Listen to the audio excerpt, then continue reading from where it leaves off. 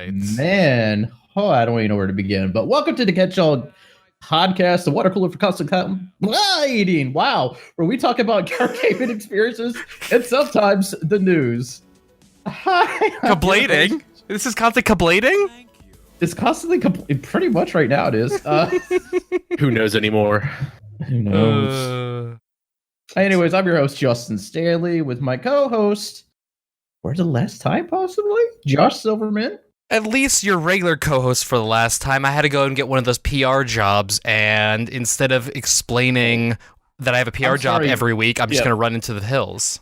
Josh had the nerve to make it in the game industry. How dare you? How dare?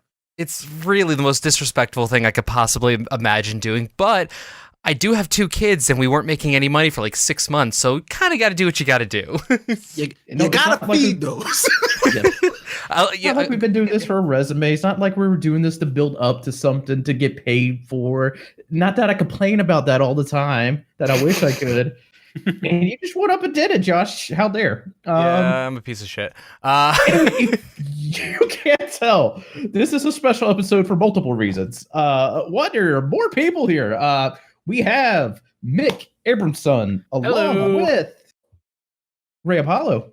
Hello. Thank you so much. Oh, thank you. I wanted I'm conflicted because this is not an interview show. Nope. It's not. I mean, who are you? It could be. Hey, thanks for being on my show, but who the hell are you? I mean, we have some intros. I could say Mick. You might know him, the nanobiologist, or kind of funny, you're wrong, frequent contributor. That man, I hear that name so many times throughout my week. We got Ray, who was honestly new to me, introduced by our friend Cam, the Cam D man, as it likes to be called. And I have like a Twitch streamer, content creator. Mm-hmm. Also, I'm pretty sure you made him mostly coffee. I probably am 75% coffee. That is true. Yep. Yes. I approve of that. Unbusted. Yes. But no, I'm Ray Apollo. I'm a simple guy. I'm currently a full-time content creator. Nice. I quit my job. I won't say that. I don't make money, but I left what I consider as a very toxic job halfway through last year because it was for my mental health and physical health for me to leave this job. And I was really enjoying my journey in content creation already. So I said, I'm going to do this to pass the time until I find the next thing. And that's what I've been doing. You host the intervention at my expense about doing this. Mm-hmm. Mm-hmm. So it's just toxic, both like figuratively and literally. We have mold in our building. Oh, that's not good. Same thing, actually. Hey. But it came to the point my wife said, listen, for everybody's benefit, we need to drop this job and do something else. Mm-hmm. Right. My therapist at the time also said, this is all the toxicness in your life is from this job. Literally all of it is there. I'm like, well, then I know what I need to do. It's not an easy transition, but definitely something we had to do. You gotta love that when your therapist or counselor both want to say quit your job, but they can't in good conscience tell you in those direct words, quit your job. Yeah. So I did not quit my job because, he's making so much money and doing so well as a content creator. No, that was not it. I did it for basically my well-being, and it was probably one of the best things I've ever done. I've been having every day is a new day where I get up and I'm like, you know what? I get to do some cool shit every day. And it's a really good feeling. And I'm so blessed that my incredible wife, she's the reason why I can do this right now. I was not able to just do this if it was just me. I couldn't do this. But because of her, I'm able to do this. And like I said, I'm also trying to break into the industry at some point in time. Who knows when it'll be, but we gonna get there. Well, having only really just met you, Ray, I am very proud of you. As a person who convinced their spouse to quit a toxic job that they were in for years, about 7 months ago now, I am very proud. Thank you. It was not easy because it's like, hey, you're walking away from hundreds of thousands of dollars. And I'm like, yep. Mm-hmm. But it's killing me, so I need to leave this. And so I did, and I'm honestly better for it. in so many ways. Well, that's awesome, though. And that's just kind of the cliff notes of current Ray. So no matter the short-term stuff, it's going to be the long-term that's going to be so much better for you. Absolutely. Absolutely. So thank you. I appreciate that. And man, I love to see. I wouldn't be able to do stuff like this, which this is awesome. Fantastic here. And Mick, yourself. I mean, we had you on the Council Calibrating podcast, but go ahead and introduce yourself to the kiddies. Yeah, so you all probably hear me a lot as the nanobiologist on Kind of Funny Stuff. I sometimes just, instead of getting lunch or doing stuff productive during my lunch break, I will just listen to some chuckle fucks talk about games and get stuff wrong. And I have an issue with getting things wrong because also part of my job is to correct people and make sure they're doing the right thing and be knowledgeable. So it's kind of doing that, but with a passion of my video game experience. Well, not experience, but just playing so many video games in the past, reading up on news ever since I was a kid. And now I'm also trying to get into the industry slowly by streaming every now and then on twitch.tv/nanobiologist. And right now I'm streaming Sunday, Monday, and Fridays. Mm-hmm. But I'm going to have a special stream tomorrow for the Kingdom Hearts DLC that's coming out. Ooh. Yeah. And soon. Good job reminding people. Oh, yeah. If you don't know about it, get ready. I don't. And if you're only playing on Xbox, hide for a month. And so there's some other products launching that's going to trying to get me into the industry a little bit more because I've always been wanting to do that. So yeah, that's really about it though. Awesome. Cool. Well, our next thing we usually get into is what game you play, where we kind of go back and forth about what we're playing. Like, I usually start off with, hey, I'm still playing The Witcher. I just finished through this is the second playthrough of the Heart of Stone content. So in other words, I put working time into this game. But I'm going to hand the floor over to Josh. Yeah, because we don't have time for all the usual entire stuff. Show. Yeah, it's gonna be the entire show otherwise. No, spoilers, people. The rest of it's gonna be Dragon Ball Z, Kakarot. Mm. Yeah, it is. Which is also why we have multiple guests. Because we'll get into why we need multiple guests when we get to that topic. I needed it's an experiment. I needed a neutral party. Indeed. But, okay, so I'm going to go through this semi-quickly. So, I went to PAX South this past weekend. For those who don't know PAX South is essentially the first gaming event of the year. It starts the season. In a lot of times, PAX South games are the same stuff you saw from West, or stuff that's not quite ready for East. No disrespect to developers. It's just literally coming right out of the holiday season. And things are just in that state. However, I did find a few games to check out, and I'm going to talk about them for a brief period of time as Cam drops just endless tacos in our chat. I have no idea what's going on right now. He just distracts the hell out of me for a second. So the first game I'm going to talk about is Garden Story from Rose City Games. So Garden Story is this very cute, lovely... cutesy is literally the best way I could describe a game. For those who don't know Rose City Games, they tend to put out games that are kind of have like a little puzzle aspect to them, and also games that are cute. It really is like the best way to kind of put it. Garden Story. Like as looking at this, I imagine Stardew Valley like. It's definitely got some Stardew Valley aspects to it. So the description, just reading off, as the newly appointed village guardian, explore ways to help those around you. Garden Story is a social simulator / adventure RPG that emphasizes helping the community. God, I can't read today. Traverse a broken island, protect its inhabitants, and solve mysteries while making friends with a fruity cast of characters. And you play a character named Concord, who, yes, is a grape. And it's very adorable. It is. You just said all the right things. Yeah,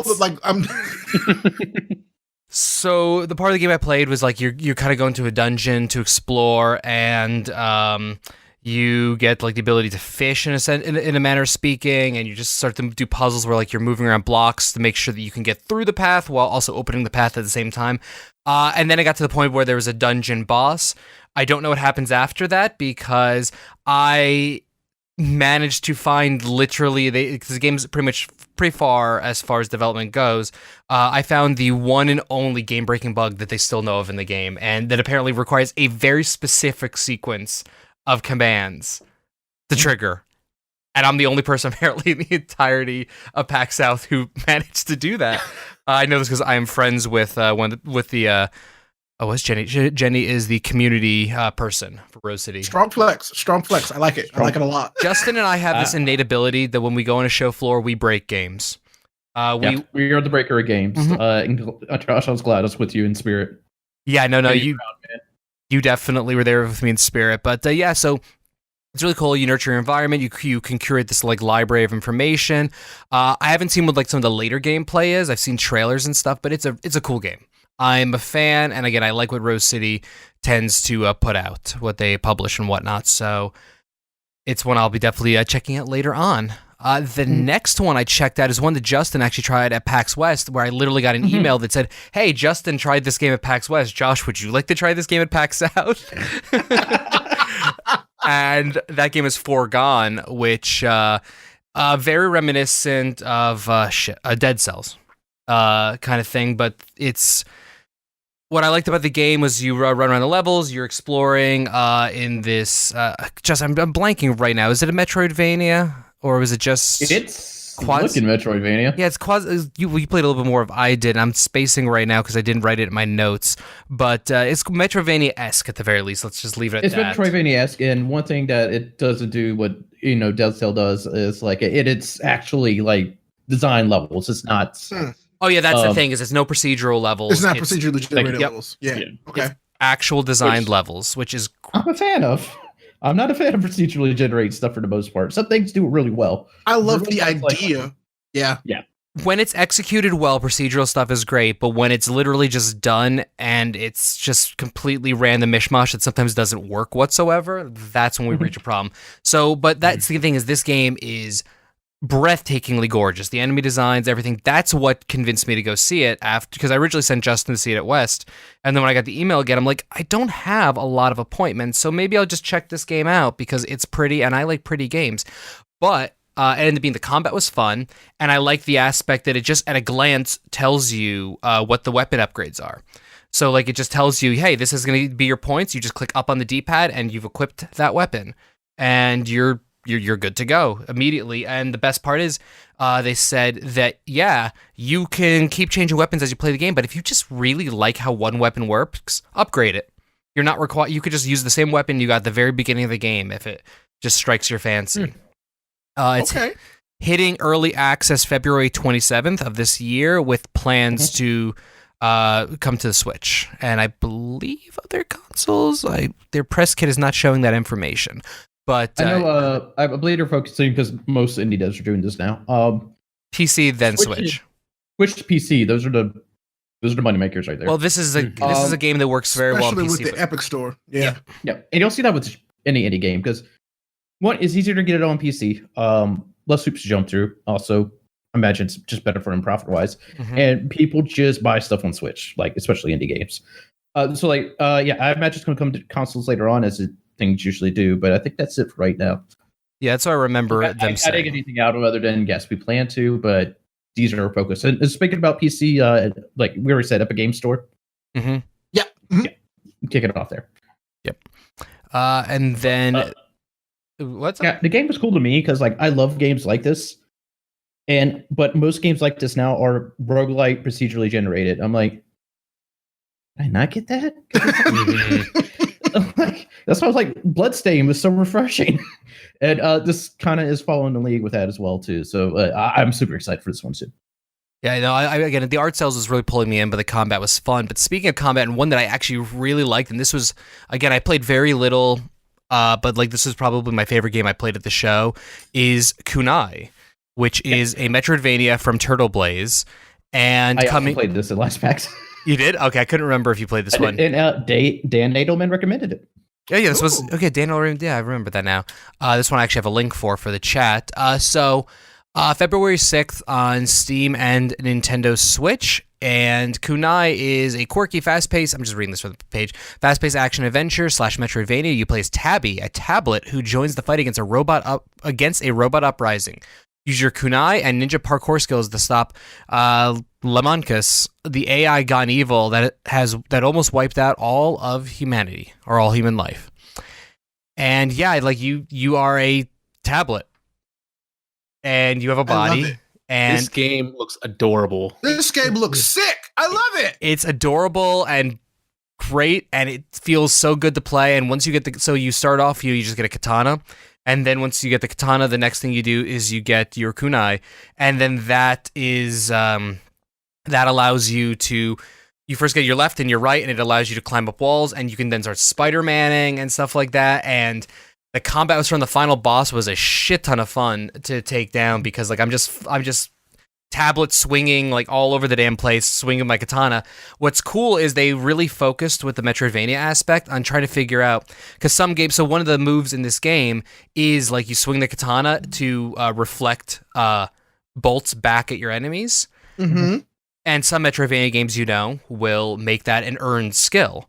Right. But they were like, they literally just sat there and they're like, okay, what makes sense as an earned skill and what makes sense as, why would you earn this? This is just something like you figure out how to do that. If you figure out how to do it, do it. So they tried to really look at what makes a Metroidvania and what is important to be a skill your character requires later versus you just got right now. And this is just how the game works. So there's a lot of planned skills and also a lot of hats that you can get your character. I got to see one hat after I defeated the boss, and it was very cute. Like, literally, everything about this game is really cute, but also bloody.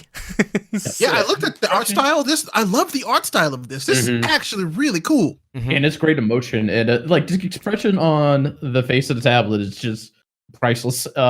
This game's just badass all around, too, because you also get guns, and that's how you hover, by shooting them straight down. I think my favorite part of the trailer I saw was when his health is low, he has a low battery indicator on his face. Yes. That's good. And That's so good. That part's good. And then also, if you crouch, so by you holding like the D-pad or whatever down, it'll just make a cat whisker face. And then if you hold down long enough, it'll do the thing where, you're actually you look down, like it actually moves the screen down, and then he'll start going like, They get wide it. eyes looking. They get it. They understood. There is some energy in this game, and I'm very happy about it. And like that's the thing. I liked everything. The few things I played at PAX South, but this was the one that like I kept wanting to say like, hey, you should go play this. So it's cool, and yeah, February 6th on Switch and PC. Mm-hmm. That's right, game. Steam specifically. Enjoy these awesome indie games coming out. And truly, I mean that. There's a lot of good things coming out in February. Everybody's got some good indie stuff coming, and I'm really excited for it, and I really need to find time to play video games again. I mean, that's a great way just to get ready for the coming months, too. Just play some quick, small, really fun games that are like that before we just get punched over and over again by huge games in March, April, and May. So seeing all these on Switch, it's going to be a great way when traveling, going around to like PAX East and other things going on that month, to just sit down, play those games on a flight. This is awesome. Yeah, I'm definitely gonna be filling up my Switch for flying from Arizona to Boston come the end of February, because that's gonna be a nice 5.5-6 hours of travel. Josh, I'll be with you. You have the only game you'll ever need. We could play Marvel Ultimate Alliance right beside each other. Don't do that. No, don't do that to this nice young. Merch it on the show. Don't do that. Justin, you forget two things about this flight. One, Akiva is going to be there. My little brother is going to be there. That's going to throw this whole thing into straight. It's also a red eye. We're leaving at 10:55 p.m. It's going to be a weird flight. It's not going to be a healthy flight for anyone. Sounds like a good nap. It's not. Yeah. It's going to be an interesting experience. To grind the same room over and over again to get a little bit of experience, Hey, you wanna play Marvel Ultimate Alliance 3? Get out of my face! See, Greg Beller is the only one that understands. He is the only one that understands. All right. Let's play Pokemon Sleep together. Oh my god! There you go. Pokemon. Well, I mean, somewhere Mick did that's getting punched in the face over and over again. So what's up? I played recently, and invited you two lovely gentlemen on the show to talk about Dragon Ball Z Kakarot. Oh my goodness! Oh yeah, I have mixed feelings about this game. I played 22 whole minutes of it. I did, and I told Josh play more as he responds. No. I will not. No.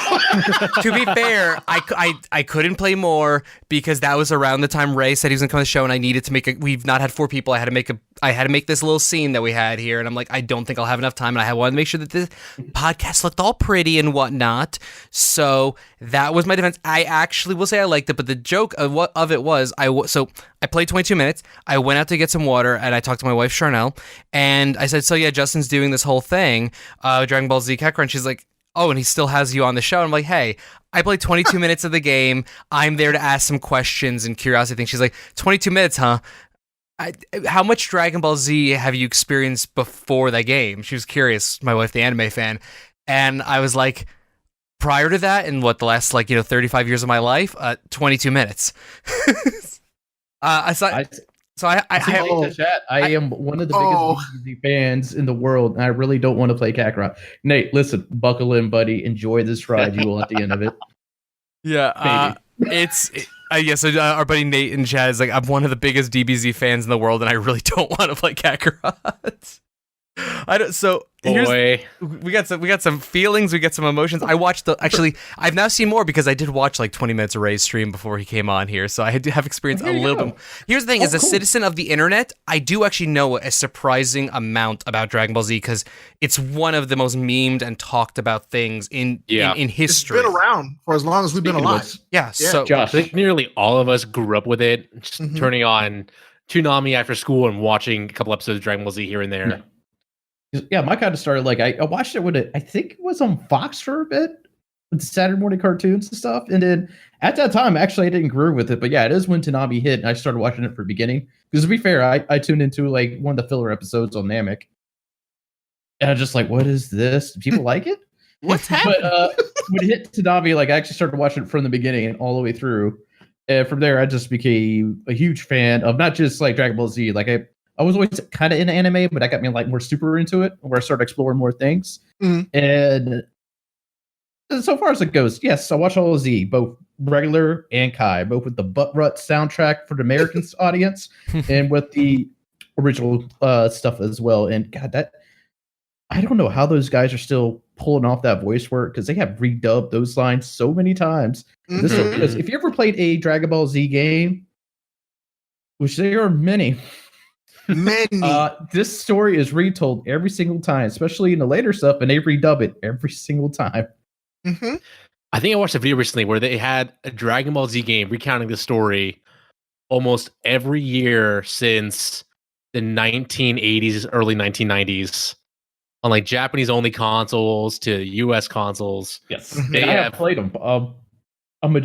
I have played the majority of what's been released on the US. There's some side ones I haven't. I played a lot that wasn't released to US, including I think there's 3 on the RPGs on Nintendo that are actually really good. There's one on the Super Nintendo. And by the way, the RPGs on Nintendo goes up through the Boo Saga. Yep. I played the Super Nintendo one, which I rocked hard on as a kid. My friend introduced me to emulators at that time. I won't get too far into that.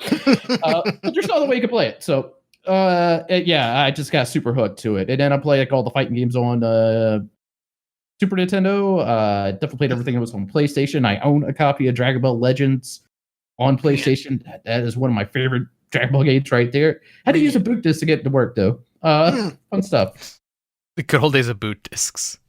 Oh yeah, it was pop this disc in. It's cool. Now open the case, open the thing, put the spring in there so it doesn't shut off, and pop in your other disc. No, thank you.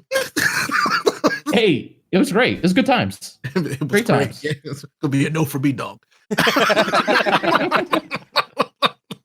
Hey, yeah, for better or worse, I did play all the PlayStation ones. I played the majority of PS2 ones, and jumping ahead. Now we're here.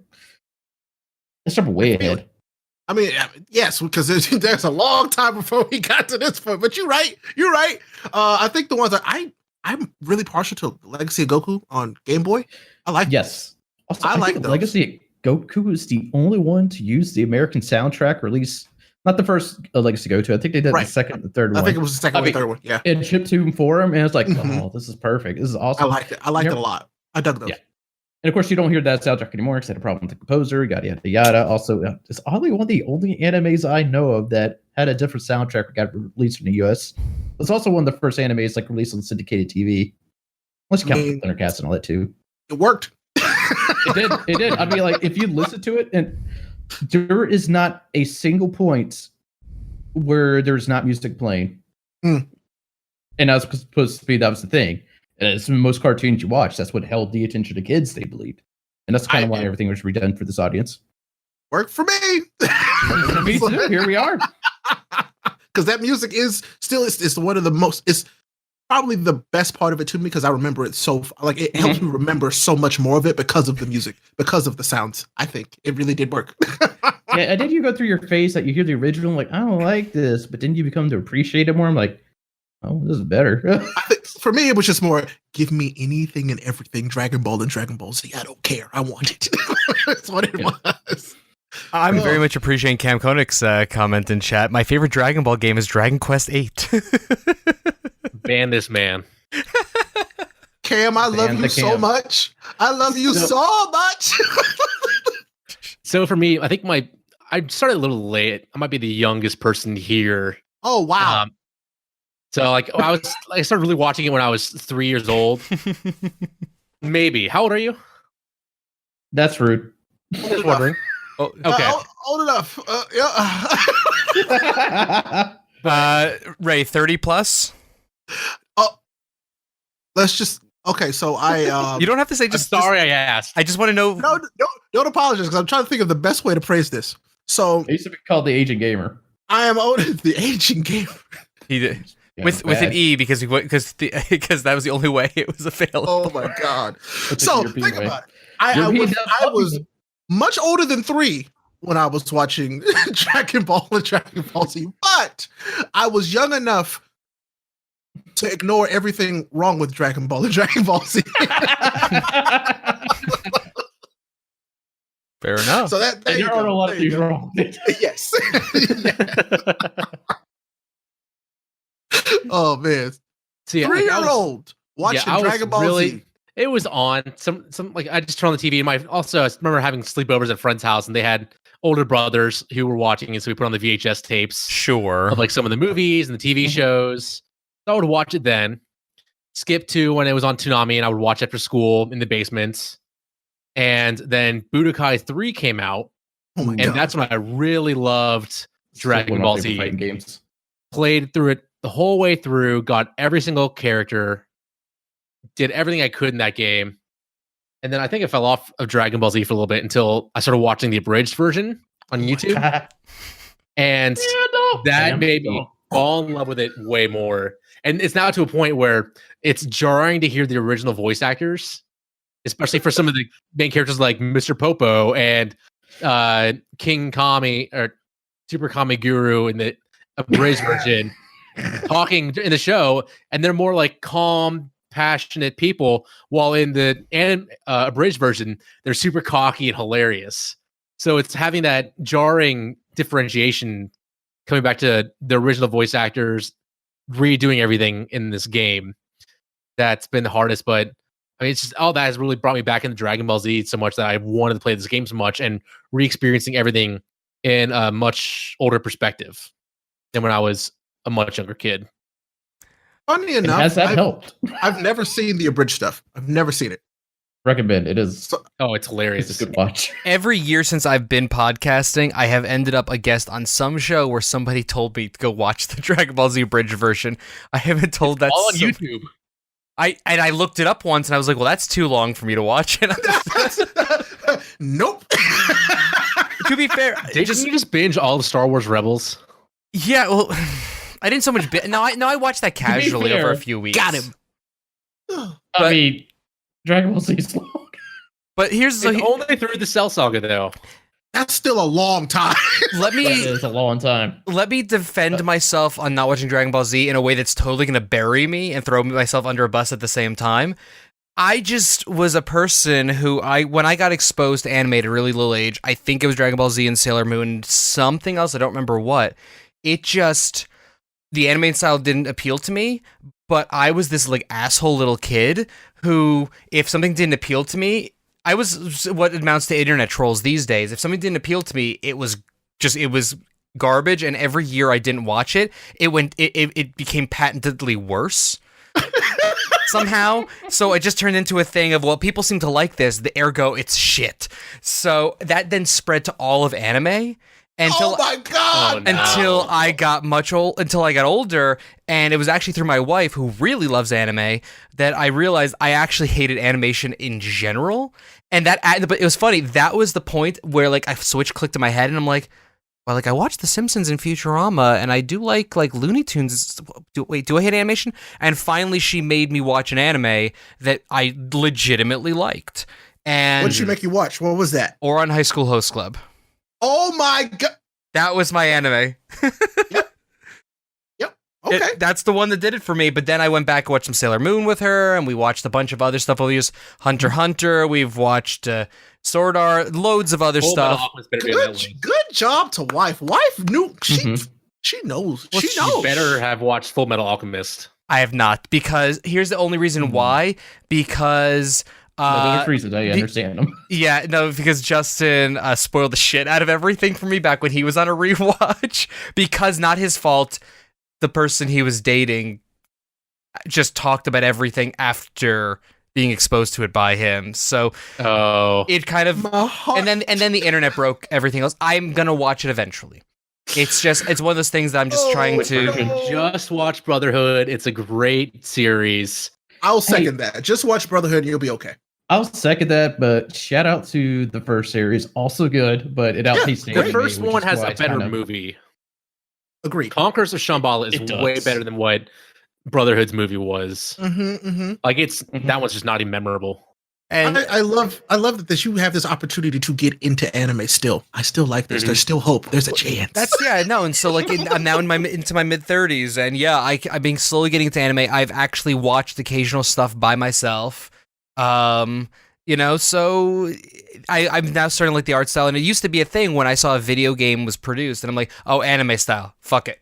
Like that was my response. Now it's like, oh, anime style. Actually, I kind of like that.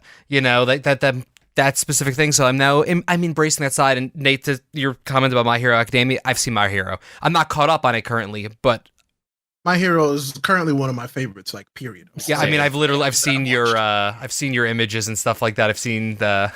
I won't wear. No, it's slash Super Saiyan. I've heard the recent stuff has been really amazing. It's just the big problem with watching anything is I like to watch stuff with my wife, and I have a huge issue watching almost anything a second time. I don't know what it is. There's very few things I can rewatch. So I like the first experience with stuff to be with her, and My Hero is not super appropriate for the 5-year-old to be in the room for. What? It actually is on the cusp. But there's just some stuff that definitely goes over the line. So I feel that.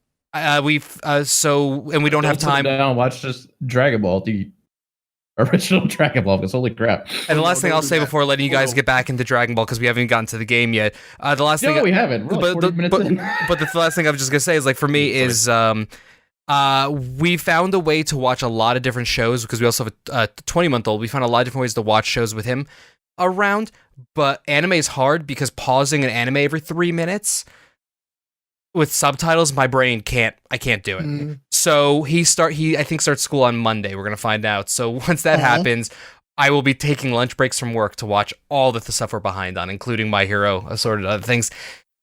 Please go back to Dragon Ball now that I've spieled. All right. No, I really that helps me know you just a little bit better. I appreciate that. Yeah. I'm happy to give this part of myself to you, Ray, and so you can know me as I am. Accept it. I'm going to I'm gonna help your wife, and I'm gonna cradle you. I'm gonna take you underneath my Super Saiyan wings, and we're gonna get you there. So what has happened here? This is already my favorite episode of the show we've ever done. I'm just gonna say this is the one I've been. Pretty much a constant calibrating. I have been dreading this for like a week, and honestly, this is my favorite one ever. So, Justin, come on! I'm talking about Gundam Battle Operations too. Get us fuck off. Get us back to Dragon Ball. I want to hear more about Kakarot, which, by the way, accidentally called Kakarot. to my wife. I mean, let's be real. Kakarot is a stupid name. It's not a good name. Like I think I played more as Gohan than I have Goku in this game. We were also discussing this tonight in chat. It was like, wow, to be called Kakarot, you've played a lot as Gohan and Piccolo. Yep. Which, by the way, where's somebody at in the game? Everyone By but the way, Kakarot. spoilers. If y'all haven't seen Dragon Ball Z, Oh yeah, a lot of you had your time. We're going to talk about Yeah. that. Yes, We're going to please. talk about the story beats. So, but first, I was on the fence about getting this game until I saw one thing. Oh my Badass goodness. Oh, I trophy, or think this it's so collector's beautiful. different statue. It's beautiful. I'll give you that. It has It a is- tail, Josh. has a little city in the background. Okay, stop From it. that This one is one of the statue, Josh, coolest- what is going on? If my wife No. saw that you showed me this, she'd be very upset. But I'm really excited. I could buy Honest- this game twice. Is she here? Hold on. Honestly, I really do actually love that statue. Knowing nothing about the world, I actually do what's really love happening, that. Josh? I mean, what do you see there? I see Goku, and I'm guessing his son on a son's cloud. It's Gohan, right? Yeah, that's Yeah, Gohan. yeah. Okay, Nailed Gohan. it. Gohan. And they are observing some sort of dinosaur. I don't know. That's exactly it. That is a dinosaur. That's exactly it, Dinosaurs yeah. exist in this universe, at least in the first half of it. Yeah. You gotta forget that. Oh man, Like, so what do I you want to think start they talking went about? instinct when everybody traveled to Namek, and then it came back like, oh, dinosaurs don't exist Probably. anymore. Yep. Wait, So Nate Vegeta is saying the reason why the dinosaurs went extinct. Nate is saying that statue gives you a bad idea about how many T-Rexes are in this show. Just that one. There's a lot in game though. They are everywhere in that first during the Saiyan saga. They are. And to let you know, I played 18, 19 hours. I finished the Frieza saga. I'm getting into the Android saga. Like, Trunks just came down. I'm after that. Mhm. So I'm 22 plus hours in, literally just started fighting Frieza as a Super Saiyan. To give you reference of how long I've just been like absorbing this game. And I just had Goku switch bodies with Ginyu. Good old Captain Ginyu. Good stuff. Good stuff. Yeah. Okay. Josh, what's that mean to you? I understood like I think two of those names. I understood two of those names. Yeah. They only get worse. Don't worry.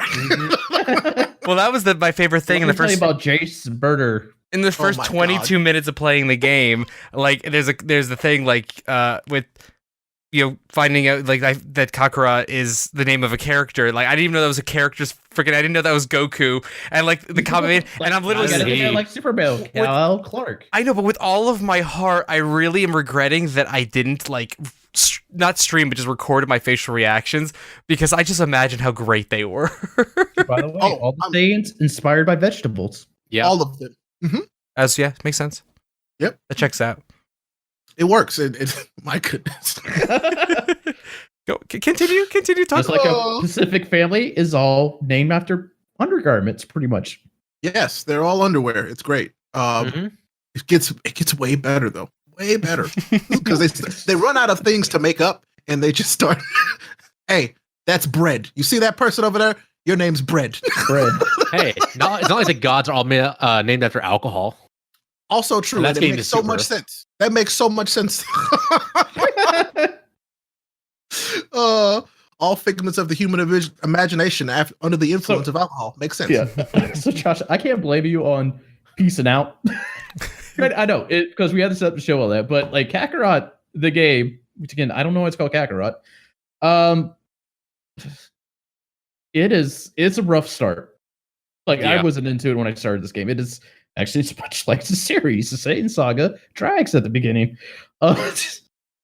It takes a good bit to kind of get the thing into it. Also, this game telegraphs nothing. It teaches you nothing about how to actually play the game. It tells you what to do, but it's just like you went up to a kiosk for a game demo and it said, "Hey, look at these controls. Now fight." It tells you what to do, but it doesn't tell you how to do it. Yeah. It's like your mom walking into your room saying, "Hey, I need you to go fix the house." but doesn't tell you what needs to be fixed or how to fix it. And at 18 hours in, you figure out what a hammer's for. It literally took me somebody else coming in to explain to me exactly how something works for me to be like, oh, that's how that works. Yeah, like what? Yep. Well, for me, the fight is 18 hours into the game. Mm-hmm. I did not know there was like combo finishers. Like I have done them. I'm There's like combo cool. finishers. That's a new That's a new thing Vegeta did right there. Did I just do that on my own? No, yeah. If you hit circle or B, depending on what console you played on, that's your melee hit. But then you can push any other face buttons, and it will do different stuff. Like if you do the Kai Blast, you'll finish off the Kai Blast. Everyone is unique. Mick's face right now is amazing. Pulls his one up, throws down. Yeah. Vegeta does this just going well. If you end it with triangle or Y, you do a key like a burst where you like knock him back, but you also get some of your key back. Yep. And if you hit, the fun button, X or A, I love it. You just disappear behind him, beat the crap out of him, get back in front of him, like it goes back and forth. Yes, that is the fun button. Which, by the way, Dragon Ball Saga's horrible game, but that fun button made that game for me. I mean, trust me, if you're playing this game, you use that fun button constantly. Yeah. Constantly use it. Whenever an enemy does like their powered up attack, I'm just either holding it or I'm just spamming it. I mean, I think that's the purpose of it. It's like, hey, hopefully they'll figure out, just keep pushing this button until you don't need to push it anymore. Just keep pushing. I think it's one way I've been thinking about it is it's almost like a Kingdom Hearts boss battle where you're relating to Josh now. Go ahead, keep going. You're just beating the shit out of somebody and you're just using your combos, using your magic, and then they start screaming. And so you just run away and watch. And they scream and they turn red. And you're like, hey, whoa. Yeah. Just going to back it up here a little bit, watch, and not get the shit kicked out of me because I was stupid and decided to keep on hitting them more. Oh, no, that keeps happening. That happens all the time. That happens all the time. Also, with the fun button, it's also an active block, or a count. Well, yeah. There's a way to negate a move. If you hit it, just the button itself, right before you get hit, you'll like phase through whatever move they do every single time. And that's a great sound. Every time you do it, it'll go dodge. Yeah, by the way, that's what the fun button is, Josh. It's a dodge. It's like to Dragon Ball, they move so fast, they look like they're teleporting. And that's basically what that button does, like all around, and that's why it's the fun button. So I'll be very honest about this game. The only thing that makes this game good to me is that word, nostalgia. Yeah, it plays very, very, very heavily on my nostalgia of Dragon Ball and Dragon Ball Z. Because like I said, I grew up with it. I loved it. And this game it does that. It's like, hey, you want Dragon Ball in a video game that's probably one of the better ones, but not super great? Here you go. And I'm like, yes, please. I will eat all of this. And it's great. And I will say, Alice is great.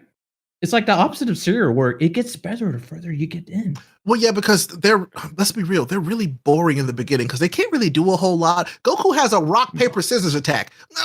And later on, he can throw a spirit bomb. Okay? Like, which one are you going to pick?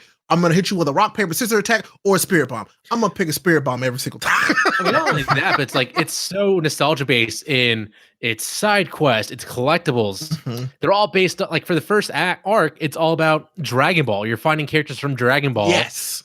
Or very niche characters from Dragon Ball Z. And you're just talking to them. You're doing stuff with them. So it's really playing to the people who watch Dragon Ball all the way through and watch Dragon Ball Z religiously. They know, oh, I know this person. They were here for a split second and they brought him back in the game. Or here's this picture going over time in Dragon Ball. Yep. I was freaking out when I saw Ader for the first time. I was like, oh my God, it's Ader. And I'm like, yeah, so they got me. That was exactly, they were targeting that at me. They're like, you know who this will get? Ray.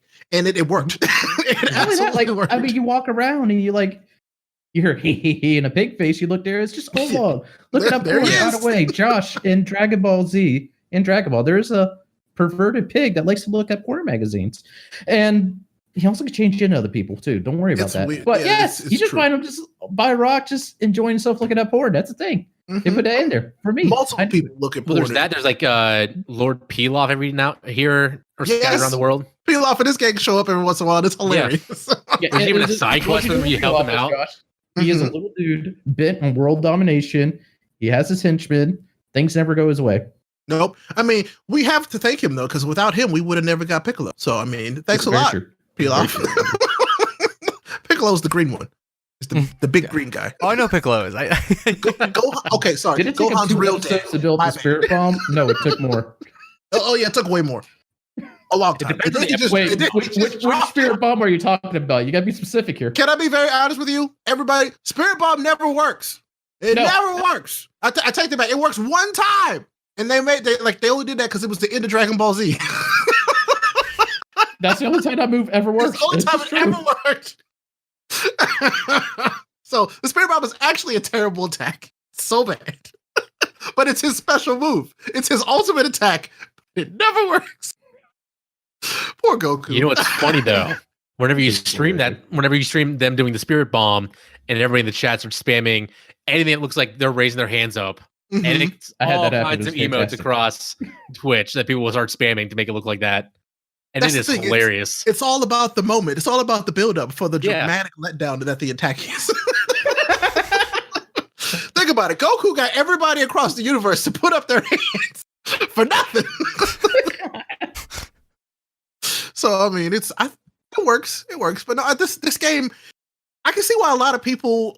It's really. I guess I haven't really seen it split. I've seen more people not like it than like it, and it's because it's so much of what we've gotten before, but it's not dramatically different at all from what we've seen from Dragon Ball games.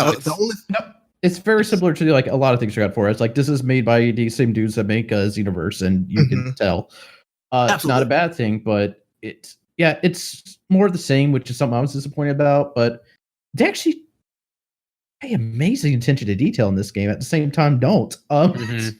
It's confuses me. For instance, like as far as like Goku's look, if anybody watched Dragon Balls or any animation, he looks different at the beginning. Like his style is different, the animation style is different. They do a great job of, as that character progresses through the game, to fit that animation style at that time. As far because at the beginning he's like all lean, kind of skinny, starts to build a little more muscle, and so on. So they do a good job with that. Also, they do a really good job of making you feel a little more powerful as you go along. Because I have noticed like Goku at the start, kind of slow, uses Nimbus. By the way, Josh has a cloud, and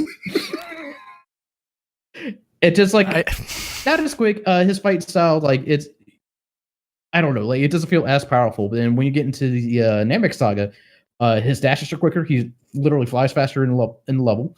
It detaches from the statue. Okay, yeah. I need it. God, I don't want that. I'm sorry, Ray's wife. Yep. I'm waiting for it to not be bought at GameStop or Best Buy so I can go sweep it up. I got it on Amazon. I want it when it's cheap. Because people are actually going to buy it. Give it some time. I want it. But that's the best thing I can say about this game is it's a great bargain bin or discount game that if you just want to grab when it's cheaper and have some Dragon Ball Z fun, wait a little bit, talk to the people who have played it. I mean, we can probably already say like the combat is not the greatest part of the game. The flying is weird. But the cinematics are fantastic. The open world barely serves a purpose during story moments. Now, this game does get to a point where they call it intermission sections. Where it's literally like a break between the story. And that's where the open world makes more sense. There's more side stories to do. There's stuff to collect. And other stuff, well, not really stuff you can do, because it's not an interactive world. This world is as interactive as, say, Pokemon's world is. You walk to people, and just like Pokemon, you talk to everybody. Now, I might hand you something. Where was I going with that? I was about to say, well, sounds like drugs to me, but all right. That is. They do hand you drugs. But I see what you mean. It's just, I feel like every overworld in every Dragon Ball game has been like this, where it serves the purposes to show you that, hey, they can fly, by the way, fly around, which is fun. Don't get me wrong, but the flying is really hard to control sometimes, which is more of a pain than it helps. The controls don't even make sense, too. I started flying and I thought, oh, it's going to be flight controls. No. You can't change the controls, too, which is just an odd omission. So I think you can change them on PCs from what I've seen, but that's it. You can only on the keyboard binds within the game. Like, of course, like if you play it on Steam or something like that, there are other ways to map a controller. But as for what the game provides, just keyboard and mouse support. Let's ask what Josh thinks the flying controls would be. I mean, I couldn't figure literally the whole. So all I've done, just to give you a frame of reference, I've done the first fight with Piccolo, and then run around a little bit while Gohan refused to walk even slightly fast. Okay, good. So you haven't flown yet, then, right? I haven't flown the game, so the only flying I did is in the first battle, and I, for the life of me, could not even. I pulled up the control list 15 times. Could not understand how to actually fly. So, logically speaking, flying should be. How do you describe flying in a video game? It just seems to be logical. I feel like it almost is like, hey, you point in this direction, and that's the direction you go. That's what I would kind of see it as well. It's Also, like, as long as I can see it, I want to go there. Mm-hmm. Would it be the same way you fly in the open world as you do when you fight? It should be. But That's isn't in actually Dragon Ball Z crazy. Kakarot? No. Did I even know how to fly up there in a fight? Not until I looked at the tutorial, which, by the way, number one thing to do for this game, if you're just to get into it, actually look at the tutorial and read it. I have never said that about any video game.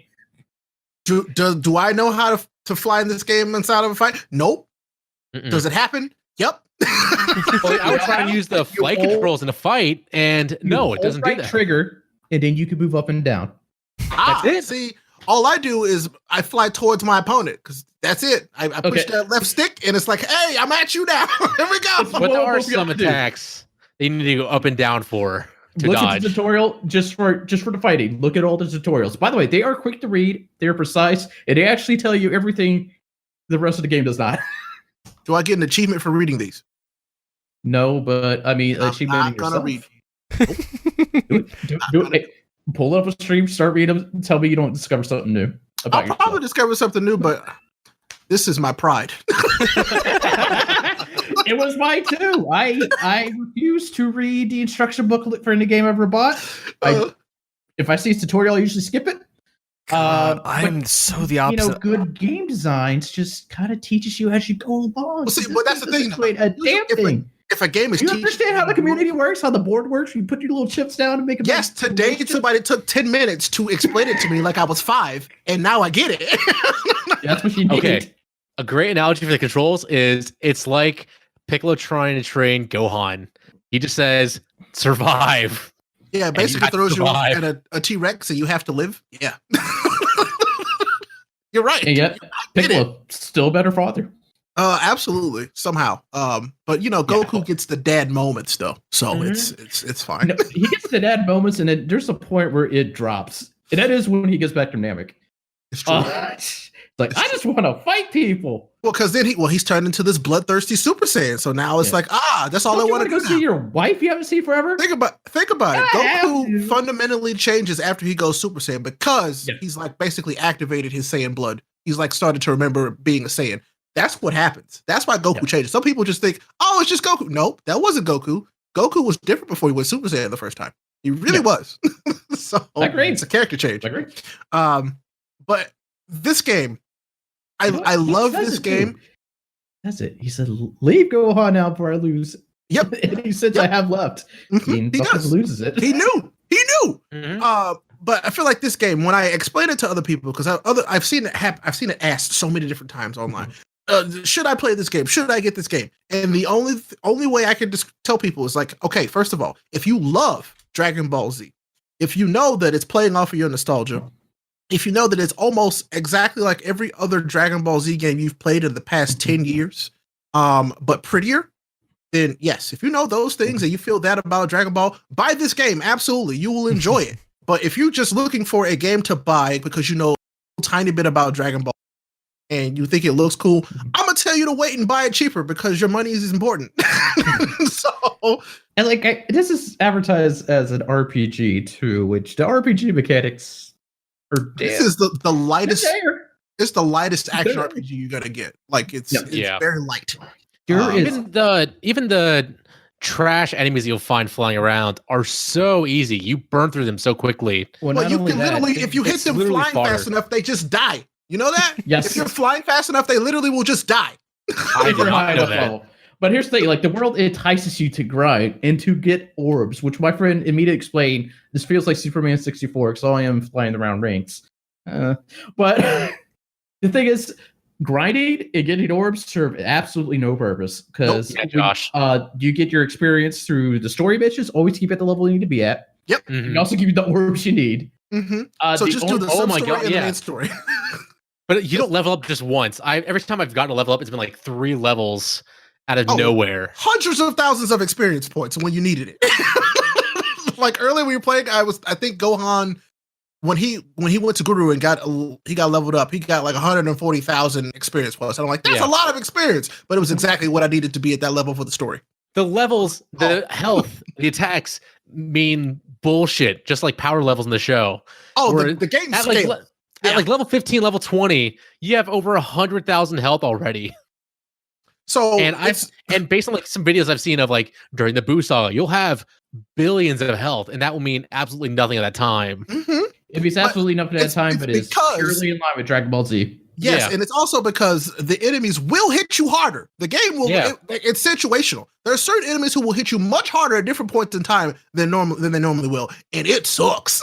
Like, because I think it was, who was I fighting? I was fighting Dodoria. Where the first fight, with Krillin and Gohan, it's like, oh yeah, you're punching him, he does a few thousand damage. But then when you fight him with Vegeta, he's doing like 10K a hit, and I'm like, okay, so I see what you're doing here now, video game. Yeah, definitely. It's just, there's also sometimes too where it makes it exceedingly difficult. Yes. Where it has like 3 fights back to back. It doesn't give you enough experience to level up. And it doesn't give you your health. And you have to remember that you have items, which I forgot for a long time. Oh, I never equipped items until that point where I was beating my head against the wall. Because I had like 50,000 health left I was fighting Jace. Yeah, Berter and Jace. That's the first time where they give you, like, you start another fight and you don't have the health. Your health doesn't refill. And it sucks. That was. Now, you can't equip your health items, but did the game ever tell you to really do that? One time at the very beginning of the game when you hadn't fought anybody. So it wasn't important. It was not something they told you that was like, oh yeah, you'll probably want to do this. Because at that point, everything is so easy to beat. Like, it really doesn't start to ramp up until you get to this point in the game. And it's like, oh yeah, I remember I lost to Dodoria and then Jason Berta the first time. And I was like, wait, don't I have items? And the whole chat finally goes, oh my God, yes, you have items. Use them. So it wasn't until then I was like, oh yeah. So after that, everything's been like actually super easy because I'm like, oh, well, I can just heal all of my health and everything's fine. Oh my God. Yeah. After you learn that there are health items, it's a game changer, especially for those fights. You're just sitting there. And even for some of the boss fights too, there was one where it was Gohan, Piccolo, and Krillin fighting. And then somebody was just healing me, and that saved my life. And then I lost somehow. So I went back to the fight and they just didn't do shit. They didn't heal me at all. Yes. And I was like getting Donald kicked out of me. Yeah. I said it. It's like Donald Duck. Not doing his job. So I mean, I love this game only because I love Dragon Ball Z. Everything considered about it, it's like, yes, this is fun, and this is also I believe the first time recently in this style that we've gotten the story start to finish like this, which I appreciate. I love to be able to go and play the story the way it is. Although I don't think there's any kind of like arc or like chapter select. Is there? Like after, like do we know? I haven't seen any, but there could be one at the end of the game once you beat it all. There's a mechanic that does. Okay. That'd be nice. I'm sure because it grades the fights, there has to be a way we can go back and get all S's if you want to without replaying the whole game. Well, the fun thing about this, most recently, it was people found out that if you don't do all the side quests before you progress the story, you couldn't go back until they announced that they're adding trunks to the time machine to where you can go back to certain points in the game to do those missions you missed. So I was like, nice, good call to add that later on. Yeah. There might be a way, because like I ran into Baba. By the way, Josh, Baba's a fortune teller, little green witch person that sits on a ball. Sits on a ball. A crystal tells ball. your fortune. And she says like, hey, I can tell you about your past adventures or something like that for 1,000 zitty. I'm like, thank you. Just kept going. Well, because you know what that is? She basically points you to those pictures that you find that tell you more about Dragon Ball. I'm like, okay. I'm wasting money on that. I did it the one time and I was like, that was it. I was very not happy about it. Like I say, like I didn't find true appreciation for this game until after I got past the Saiyan Saga. Like doing the intermission, well, not even Saiyan Saga. Sorry, I bet actually Frieza Saga, because the second intermission is where the open world makes more sense. You start collecting things and want to collect things like the Dragon Balls. And by the way, if you do collect the Dragon Balls, you see like it doesn't explain what anything does for your wishes. You can wish people back to fight them again, or you can get money or stuff like that. The thing is, to tell you about wish people to fight them back again, you get their little soul. I forget. Oh, you get the Z soul. Okay. Yes. Okay. So you can put it in your community. Okay. Josh, are you following along? Yeah. No, I've got it. I think it's actually a really fun mechanic though, that community thing, because it's strategizing, getting the best benefits that you can, and they are some good benefits too. It's only good when you realize how it works. Exactly. Like, it's to kind of relate the community thing to another game that it does better probably. Like Metal Gear Solid Peace Walker, or like a Set 5, where you like recruit certain soldiers, you put them in a certain division. That division gets leveled up depending on the skills they have. And that's pretty much what the community thing is in Dragon Ball. Like you take, like everybody has their skills, which you can level up. You pop them into certain thing. Like there is an adult branch, because why not? That's the name of it. Yep. But yeah, you gotta level up the adult branch, and you pretty much put all the perverts Dragon Ball in there, and it just shoots right up. Including the turtle. Including the turtle. Dirtiest one of them all. Josh, there's a talking turtle, by the way. There's a talking turtle. Turtles are cool. Yeah, I like turtles. Turtles are cool. No, he's a tortoise named Turtle. Yes. It's true. Don't call him tortoise, though. He doesn't like that. He likes to be called turtle. This is very true. All these facts. Gotta make sure you got the Facts, get it right. Get it right. There's a blue-haired woman that sneezes and turns blonde and gets a nasty attitude. Yeah, she's bipolar, but only when she sneezes. I kind of relate to that a little. She's got a dual personality, but it only comes out when she sneezes. So that's how that works. I mean, honestly, respect. Yeah, I guess so. I really want to know. So, what are you guys' favorite parts of this game? And then followed up with like, what is your least favorite part of this entire game Ooh, I like to hear that. so far? The beginning. Least favorite part is the beginning. Yeah, I can see that. It drags so hard, and it forces you to do dumb things.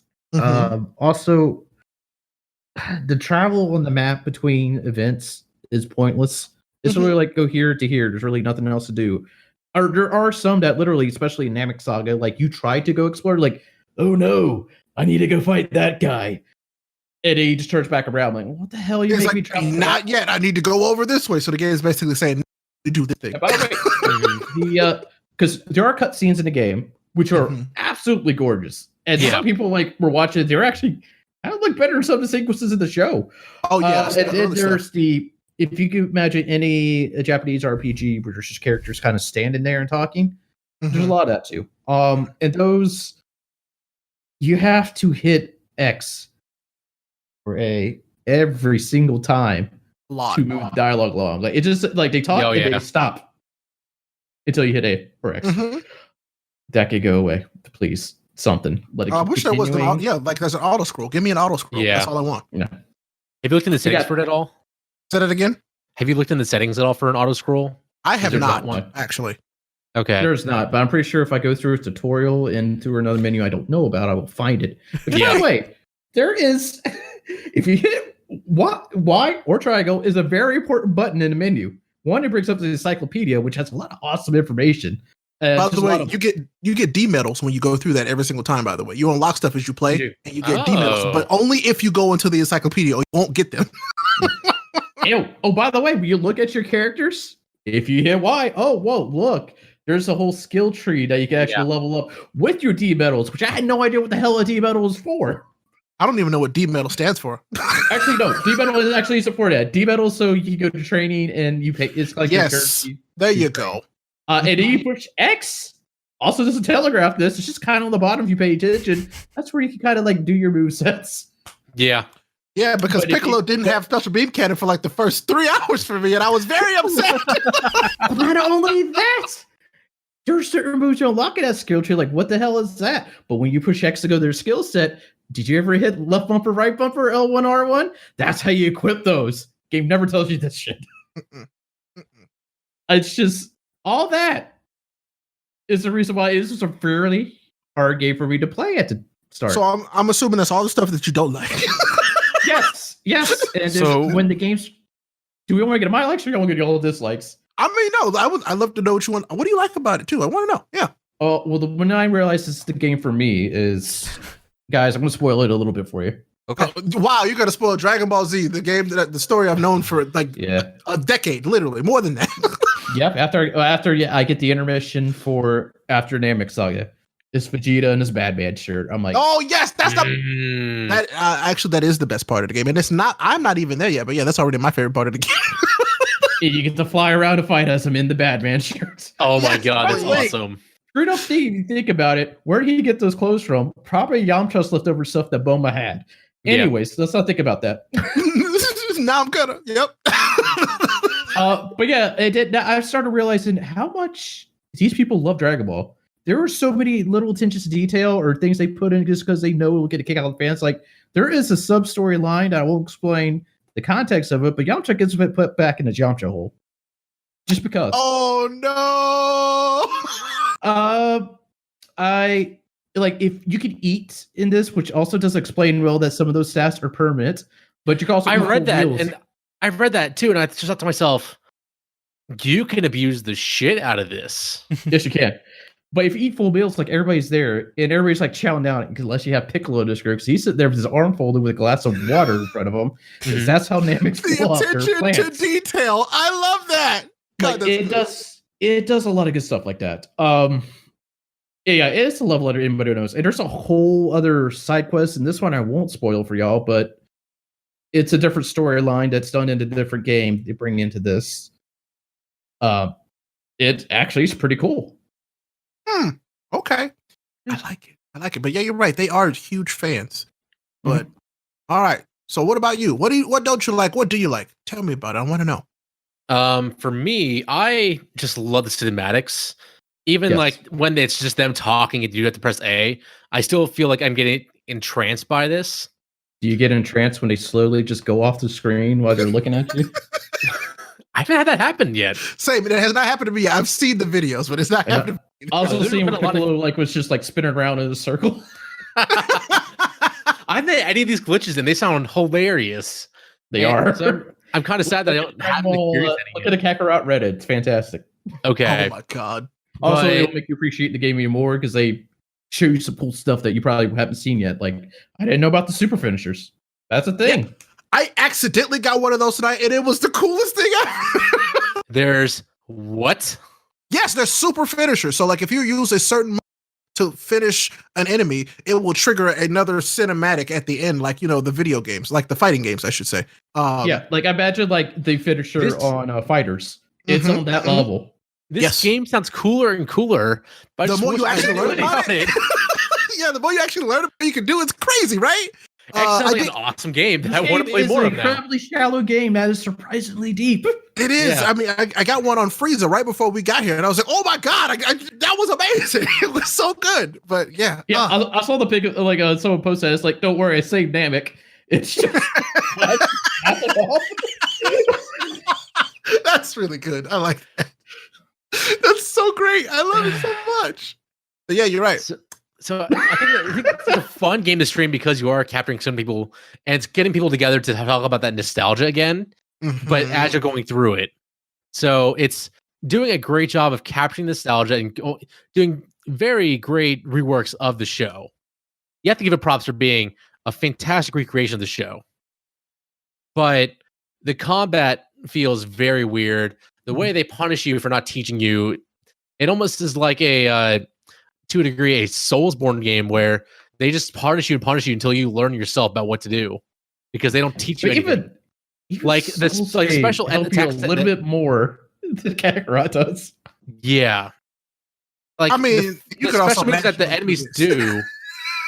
Yeah, Special moves that enemies do. I thought, do I just have to dodge them? I'm hitting A or holding left trigger and hitting A at the right time. Why am I not hitting them? Oh no, I just have to dodge them. And I had no idea. And I was getting my ass handed to me by Nappa,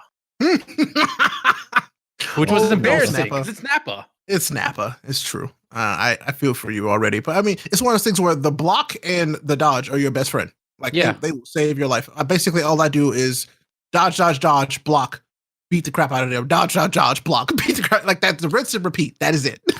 Mhm. Yeah. I get it. All Sorry right. for So coming off what a do you little bit. what do you like now? What do you like about it? I mean, so is that what you don't like, or is that what you do like? No, I said I love the cinematics. I think it's Yeah. a great way. They did a fantastic job of recreating everything and capturing it in a time where people can just come together and watch it and talk about their favorite parts, Yeah. and even introduce new people to the show. And it creates some funny moments about talking to people, how crazy Dragon Ball gets. I mean, I've had the experience before with Kingdom Hearts, talking about some of the crazy plot points in it to people who had never played it before, who are interested in it, and maybe played the first 2 games. So it's like something similar, but with some people who know what the show is already, where you can just sit there and talk and relive the memories and introduce new people to it in a great Yeah. way. I will say that this does make it easy for people to get into it if they want to. I mean, it won't all make sense right away, but I feel like this is an easy way for people who are like, hey, I've always wanted to know about that, and I'd rather learn about it in a video game rather than watch. I think we'll do an okay enough job. I think it's a good alternative to watching every single episode of Dragon Ball Z. Mm-hmm. Because it has yeah. all the important cinematics, it has all the story beats. It does like because there's some story beats like it leaves out, and I'm just like, why? They didn't even do a Yes. gameplay like Snake Way. It left You don't out even get Snake to ride Way. on Snake Way. Yeah. It left out the also mega famous over 9,000 meme, which I was really confused by. I don't know Yes. why they left that out. Wasn't I was that like, because of Kai? They changed it. maybe? But I was like, that's iconic. Why It's would you still kinda why would you in leave that out? You don't do anything on King Kai's planet at all. Like No. I didn't see Bubbles, Gregory, none of them. No training on the ship, which Mm-hmm. like why? I get that because they would have had to add more mechanics to the game, like mini games. So Exactly. Like there's like I swear, like points of the story pop ups. Like, how do we make that work with the mechanics we have? right, and it's like I think one of the since- funniest Just moments for me- cutscene. Just have narrators do something over it. Mhm, mhm. Goku has trained and reached Namek. Like, Yeah, I think one of those funny moments for me, especially on when just playing through it normally, was Goku's dead, the Saiyans about to show up, or people are dying already, and they say, "Hey, we need the Dragon Balls." Next scene, they have the Dragon Balls. Yeah, yes, I also made that comment. It's like, it's already done. Okay, Yeah. cool. Thank you, video game, for playing the video game for me. they have a mechanic where you go find a Dragon Ball. So why? Right. That's what I was like. Oh, so I've seen that you get a radar, you can go find them, but then it's like, oh, but no, you can't do that yet. I mean, that's on the minimap when you start the game, so you know Yes. you're going to collect the Dragon Balls eventually. Again, like if all the way through the game, like there are mechanics. Like there's apparently a crafting mechanic. I have yet seen this. Oh, yeah, I'm sure we unlock it much later because there's a whole crafting board, which is like, oh, why does this even exist when I don't even know how to craft 20 yet? hours So, of the game. Haven't seen it. so I don't. I have the skill tree for. I have my community group for it. yeah. So, but not there yet. I get bonuses for crafting. I can't craft yet. I don't know. I keep picking up all these red ores and iron ore that people yell about in the sky that I see. This game is such a great 6. It is such Yeah. a great 6. I love it so much. It is such a great 6. Again, I think if it was like $40, $50 maybe, it would be. I think I'd be enjoying it much more. Oh, when it goes on sale, it's going to be great. This is a great game to pick up on No, sale. again, like my excitement for this game, or like I haven't begun to appreciate it until after Mhm. the Namek Saga. I hope Because I mean, y'all to that's experience that as well. the good stuff. Like It is a I good have stuff, not. like- I didn't start having fun until towards the end of the Frieza saga. Like I was enjoying it, but I was having fun towards the end of the Frieza saga because that's when all the cool stuff starts to happen. Super Yeah. Saiyan is like the best part of the game. You know, it's like It is, series and it's even. actually handled the game really well. So it's like no, I love that's the stuff I love. And Like, now I that saw I'm you getting get to it, the it's like, Frieza. yeah, Did you get to fight with him yet? yeah, I got to fight. Yes, I got to fight with him. Yes, And you feel notice like how, a like- Super Saiyan. Yes, it does. And that's part this game does. Like he's immediately moving faster. He got some after imagery going on, like when you're fully powered up. Like, And he's hitting this harder. gets it. It's great.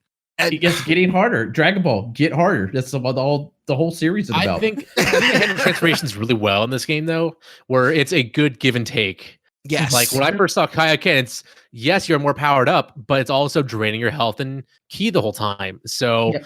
it's a good give and take of yes, I can beat the shit out of people now, but also I am a lot more fragile. to me Yeah, that and makes also- more sense to the actual series. Like that makes It sense. does. And then we hit Super Saiyan. It doesn't drain your health, but it does drain your ki, but you're not as powerful as you are in Kaioken. So it's a nice trade. But it makes sense still to the canon of the show. It really does. Except when you power up, it's still blue. Why the hell is it still blue when I'm in Kaioken? Why is it blue when I'm Super Saiyan? Video games. Oversight. And I can't wait for somebody to mod it on the PC because I know it's happening. I love when video games remind me that they're video games. It's great. So I mean, to be completely honest, so the stuff I love about this game, it is like you were talking earlier. It's the tiny things. It's the sounds. Like when you're descending from flying, when you press A, that sound that it makes when you're descending. I'm like, it's perfect. It's that is the sound. You know, or when you dodge just right. Yes, like and not only that. I think this has to be one of the first games to my memory. Again, I did mention Legacy Goku did it too, but they actually used the original soundtrack. Thank you. I was also getting to that. Yep. Yeah. Keep going then. I think it's the first one they used the actual score from the anime, and to me it completes the nostalgia factor. It is whole, yes, because it sounds the same, it looks the same. It plays what you've seen when you've watched it, and I love that about it. Not only that, like even when there's like a story beat that hits like a dramatic thing, they cue in a dramatic OST. Yes, every single time, like in a dialogue, if it was in the show or not, like they use it well. Yep, so that's why I said it's a nostalgia bomb. It really does that well. It's those like. Yeah, like I feel like I'm watching. I've run home from the bus stop to watch Dragon Ball Z. You know, like that's how I'm feeling sometimes. It's exactly. Awesome. Like in spite of the flaws, I'm still excited to play this game more to continue living through this game again. Oh, absolutely! Like it is so nice to relive these events in such, like I said, in a beautiful package. Don't get me wrong. It's just that the game itself still isn't super polished. They could have done more. To kind of bring this game home, you know, they really could have. It's those things, like it's those menus. The menus don't make sense. They're not really intuitive unless you're really, really, really, really trying to decipher it. It doesn't kind of guide you along the right ways. Bit of break because the game I played and the menus I went through before this was Shenmue 3. I mean, yeah, you're right. I mean, when people are saying it is a true spiritual successor to a Dreamcast game, they're not wrong because that game functions like it was made in that era. I mean, this game does at least feel like it was made for a modern console, at least. So I will also grant you points on that. I'll give it that. But it's just those things. It's the menus. It's the overworld traversal, which it's weird sometimes. Sometimes it takes me out of it because I'm like, okay, I just want to walk up to this, and then I jump into hyperspace, and I'm like, oh, went too fast, too far, and or like I'm running, and then he literally jumps over the entire map, and I'm like, oh, I need to go back now because I jumped too far. Just little tiny things like that. Are there some weird things like, oh, Radish just kidnapped your son.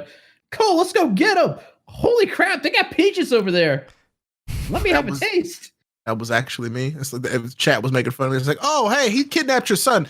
I'm going to go see what's over here. There's a dinosaur I can shoot with my ki blast. Now, to be fair, true to the show, Goku loves to fight. Goku also dumb unless it comes to fighting. Goku, dumb as a box of rocks. Father.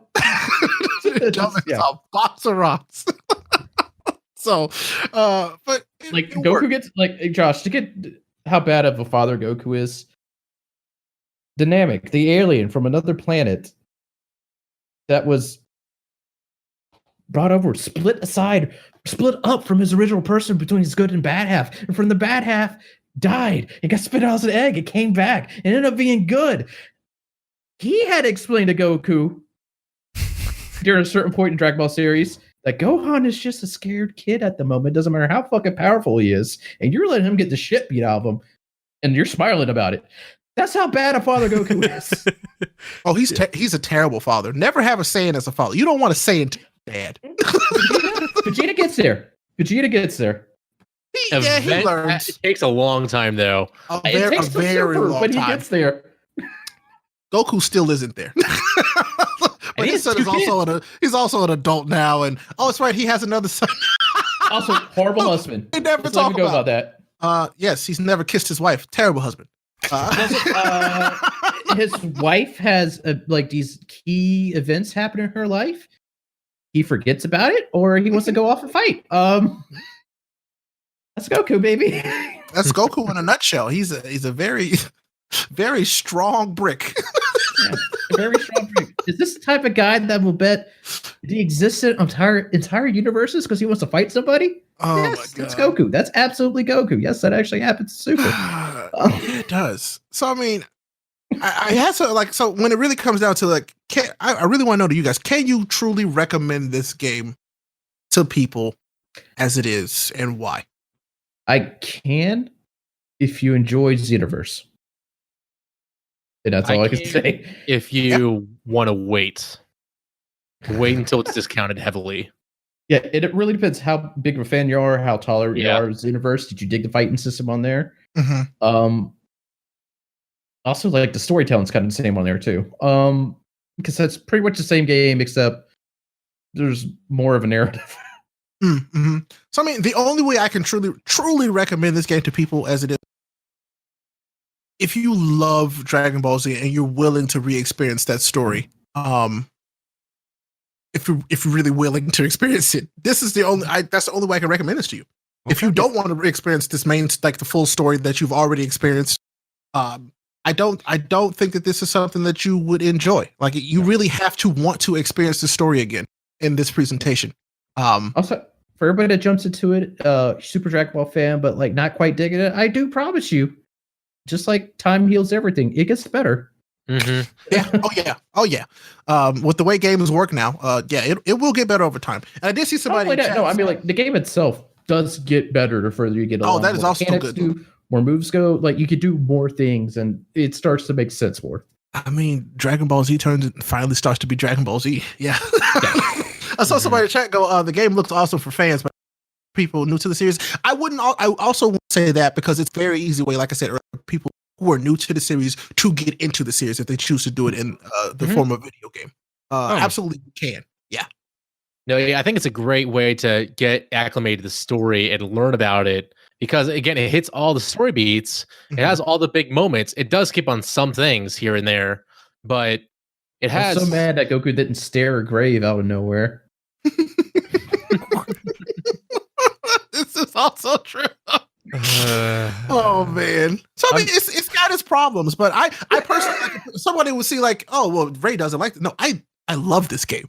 Yes. I truly do love this game, but I also love Dragon Ball. I really enjoy the nostalgia that it's giving me. It's taking me on a trip that I really appreciate. It's just that I know that it could be a better video game. And here's a comment I can actually make, because here's the thing. That's one thing I think a lot of people don't understand anymore, that you can think a game could be better or has problems and actually still absolutely love it. Like, you guys are all positive at this game and all also saying you have to be a very specific audience to really truly enjoy this game at the price point. You're being critical of it while also being like, I still love it. And that's something that in criticism that people don't seem to understand anymore, that there's you can love something and have issues with it. You can hate something that's on paper perfect. Yep. You know, absolutely.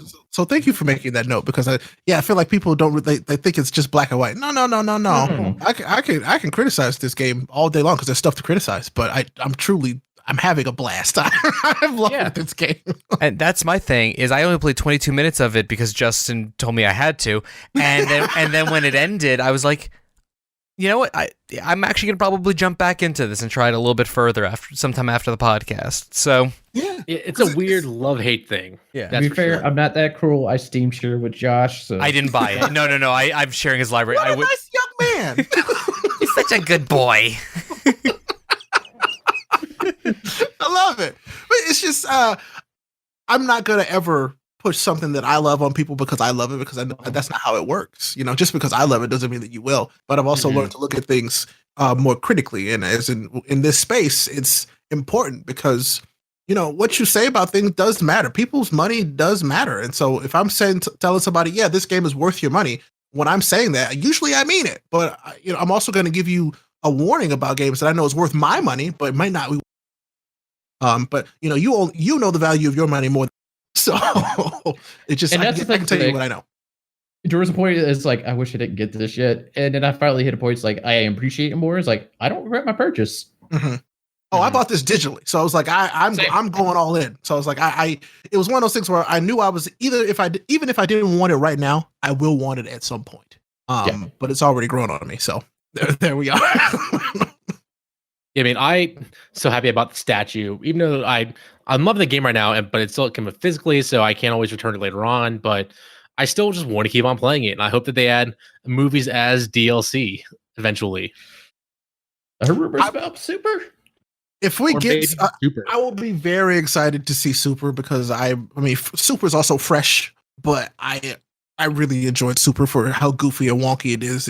It's just it kind of returns to its roots a little bit. It really did, and that's why I think I like Super so much. It just Dragon Ball is this goofy anime where people yell and get strong and they beat each other up, and it's great. Yeah, because like Dragon Ball is so goofy. It's like it is Looney Tunes and martial arts. It's Looney Tunes that doesn't turn into just a big clown. Yeah.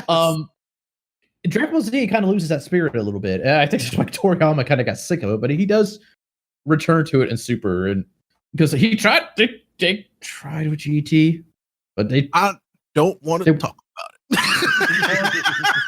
I'm just gonna say I still like a Super Saiyan 4. That is a beautiful transformation. That is the best part. I feel like they made Dragon Ball GT for that transformation. That's it. Yeah, it is worth it for Super Saiyan 4, and that is it. I know some people who love that series, but I only like it for Super Saiyan 4, and that's it. Nothing else. Yeah, I agree with the sentiment.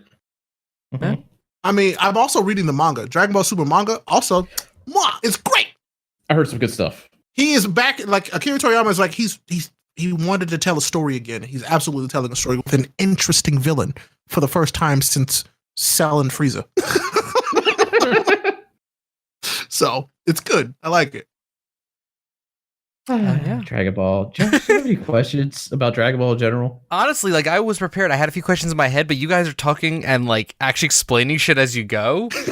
Like, so honestly, this has been really insightful. About Dragon Ball, Josh. Just Dragon Ball in general. Okay, Plus, so Bulma, are you familiar with Bulma? Who Bulma is? I know most of the characters' names, yes. Okay, she wants Flash Master Roshi because she won that Dragon Ball, but she thought she was just showing her panties. No, she didn't, because Goku removed him the night before. Why did he do that? He was a curious kid. He used to sleep on his grandfather's balls, literally. It was cushioned for him, and he was wondering why it wasn't there.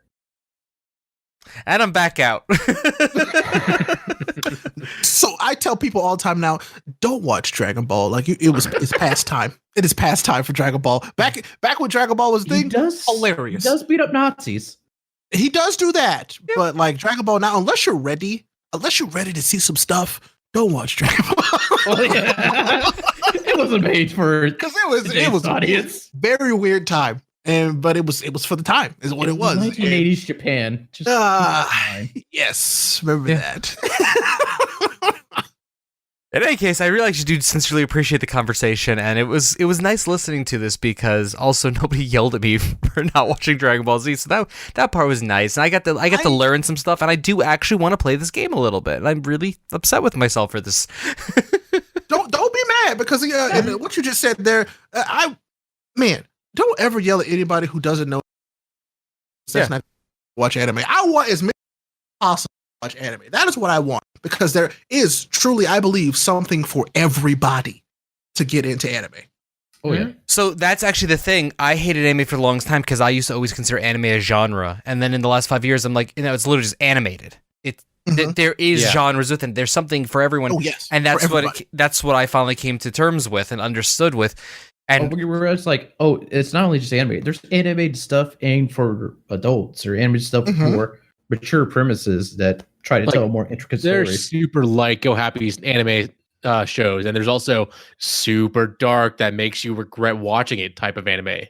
I mean, but there's also like, I mean, true like drama, like movie theater quality stories that are told with gorgeous animation that watching. I'm thinking like Oscar quality like animated movies, and they exist. Even like 10 episode anime shows on Netflix can be of that quality. Like Violet Evergarden is a beautiful show. They have such amazing anime, and the story is awesome too. It's a very like some of these stories are very, very heartfelt and they're told very well. The amount of time that they put into some of these stories makes a difference. So I'm never gonna get anime specifically anything. Like I'm never gonna get mad if somebody say, "Oh, you never watched that? Cool. If you want to know stuff about anime, ask me. We can sit down and talk about it for a while." Yeah. We will find something for you to get into it. Exactly. Keeping that in We'll just mind. start report for everybody. Seriously. So yeah, I think is that it? I have no idea, to tell you the truth. That's how I feel about Kakarot. Because can I bring up a news thing then? If there's nothing else. How far the shows we got? Yeah, this is probably one of our longest shows we've done, but yes. Yeah. So Mick, You're welcome. put this into our chat a little while ago, and I've been sitting here for like an hour. Project Xehanort. Welcome to the official Twitter page of Project Xehanort, an all-new Kingdom Hearts experience planned for spring 2020. Read all about go ahead, Mick. So this, I think, goes along with what Tetsuya Nomura said earlier today. See, like a quick Q&A with internal Square Enix staff, and they posted it on PlayStation blog, on all types of news sites, talking about what he liked about Kingdom Hearts, what was his issues with Kingdom Hearts 3, and also what are they expecting in the future. And one thing he said was they have 2 new teams making Kingdom Hearts games, and one of them has a new project coming out very soon. Seems to be that project that he thinks is going to be awesome, has a great story. They're already working on the next Kingdom Hearts game itself. So I guess mainline. But the coolest thing is on the website, it says, why did he become the Seeker of Darkness? Holy shit. As anyone who's not a Kingdom Hearts fan, as a Kingdom Hearts fan, that's something I really want to know, because Xehanort is, the big bad. One of the coolest villains ever. So this was my response to Mick sharing with me. It was like, I was not going to deal with Remind anytime soon. My response was, while we were on the podcast, I went and bought it. So because I'm like, okay, I'm back in. For those who are not familiar with Kingdom Hearts, my second child's name is Sora. I like Kingdom. I had a Kingdom Hearts wedding at Disneyland. I tried. I sure did. That was the only thing Kingdom Hearts in Disney at the time. Oh yeah, he's a fan. You a big fan. Yeah, you a big fan. Yeah, it's. I tried to convince. I'm sitting here feeling like how Josh felt this entire podcast. Yep, I tried to convince my wife it was a really good idea if if Sora's middle initial was an X. And to be clear, I didn't want it to mean anything, though I did try to sell her in some really dumb stuff. I wanted it to literally, his middle name to just be an X. You can't be X to 2/3 or something like that. Nope, I would the more you talk, the more I'm falling in love with. This is great. I love this. This is so good. Ray, we were destined. It was destiny for us to be friends.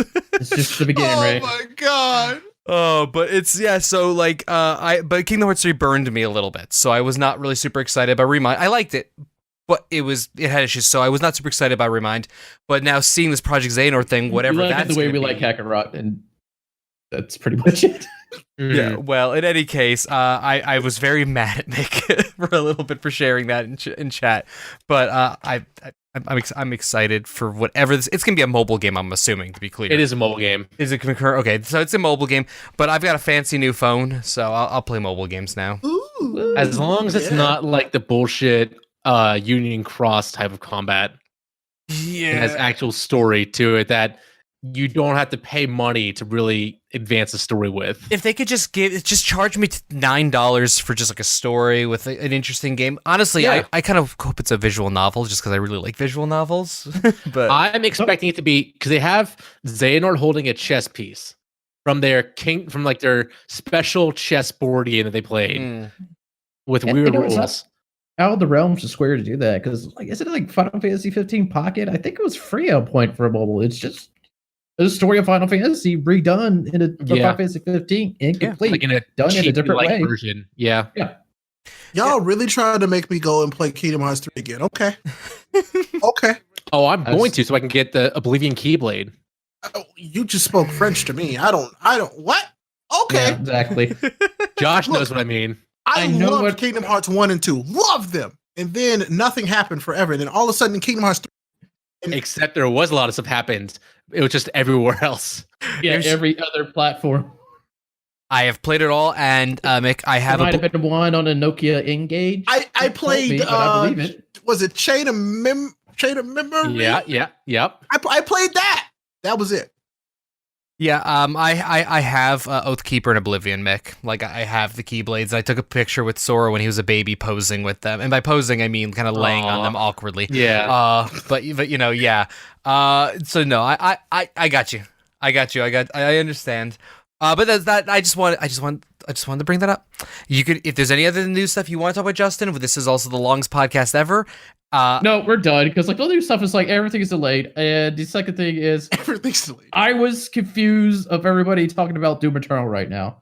Does that come out in March? And people are like, the story is this long. I think they had like a first impressions event, and this is early for early impressions, though. This is.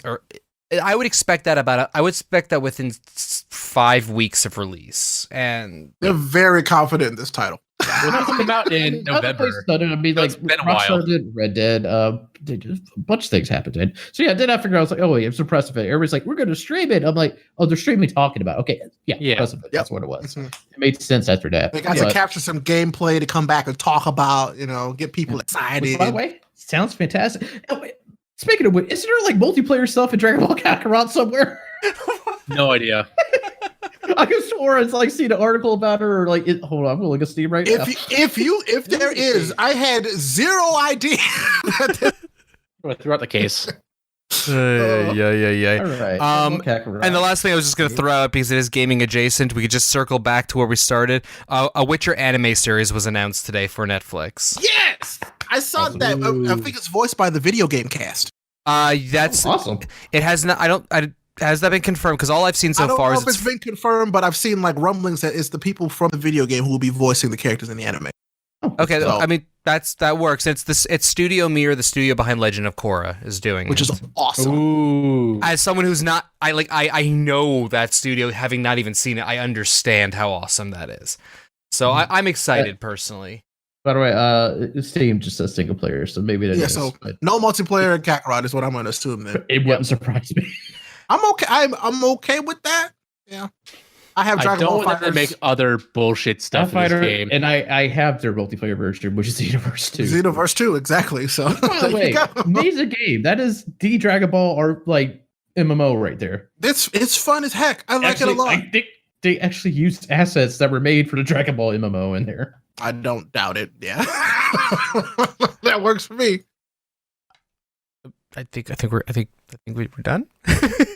I'm waiting for Sounds good like to your me. wife to yell at you so I could tell her be like Goku, ignore her. Oh, I told her I'd be. Oh no, despite doing. I warned her that this was going to be a 2-hour podcast, Okay. and we're at about 1 hour 45 minutes. So you're getting me under the wire here. So Well, we're actually gonna wrap up this Under show. promise, over deliver. That's right. it's yep. That's how you impress people.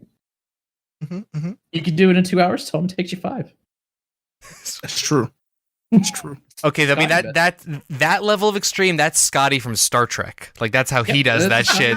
Hey, Josh. I just watched Relics like the other day. Engineer, because he lies all the damn time. I do have some more news for you, Josh. What? That might get you more excited for Remind. Uh-oh. Oh. Yuzora is voiced by Dylan Sprouse. Okay, I'm feeling it. I'm feeling it. Not as excited. Like that's not an extreme thing for me. But Oh, I'm so hyped for tomorrow. Is that who I think that is? That's the Zach and Cody kid? Yeah, that's one of the twins.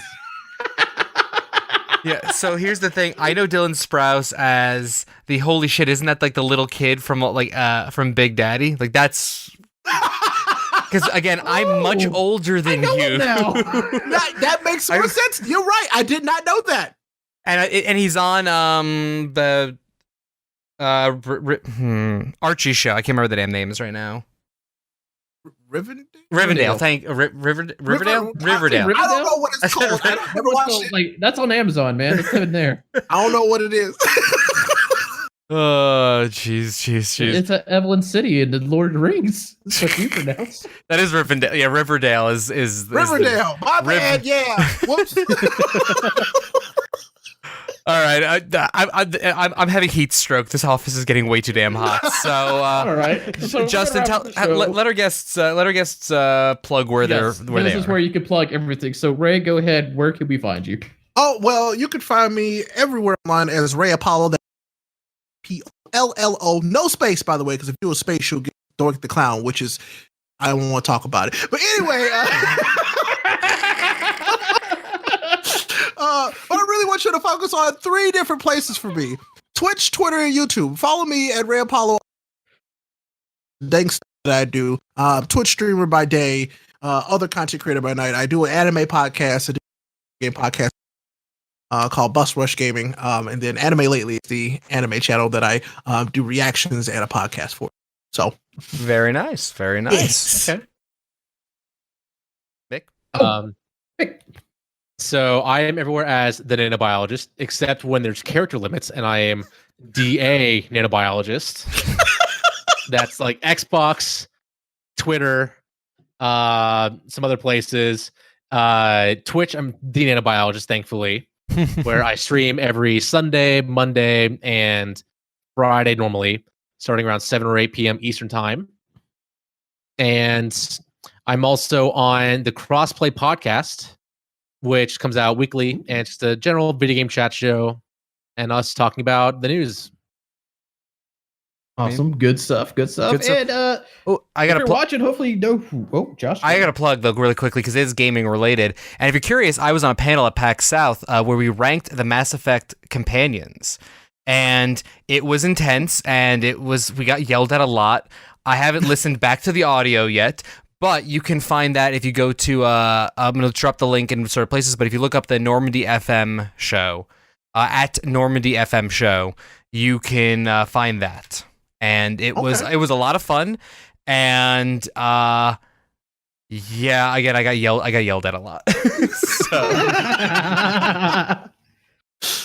Very nice, very nice. Passionate about that Mass Effect. Now you know how BioWare felt. Oh, I pointed out during it that Andromeda is my favorite Mass Effect, and nobody in that audience agreed with me. Not one person. No wonder they yelled at you. Oh, now unpopular gaming opinions. It's very rare that I have an unpopular gaming opinion that I actually talk about, but that one is it. It's a good one to have, though. I like that. It's a good one. We can't all be Mr. Negative who just has nothing but unpopular opinions. I have shit talked John on 2 shows this week. He doesn't listen to this. Oh man. I try to do it every time we have a show. Fair enough. Yeah. If you're watching, hopefully you know who we are. If you're not, here we go. We're on Facebook at facebook.com/constantly calibrating. On Twitter, this is going to be for everybody. You can find us at ConCalPod. You can find myself, Justin, at Justin_Glorious. One day I'm going to knock that bastard down who claimed the one without the underscore because he ain't using it. He ain't using it at all. He wants to be Justin Sane. He still holds on that Twitter handle. You can find Josh at Bear Punch. And as already said, you can find Ray at Ray Apollo, Mick at with the DA, nanobiologist. And if you can't tell, we all like to talk stuff. We all take video games, anime, stuff like that. If you have a show, invite any one of these lovely people here, including myself. We're happy to do it. Or panels, what have you. Okay, so check Instagram at instagram.com/constantlycalibrating. Twice.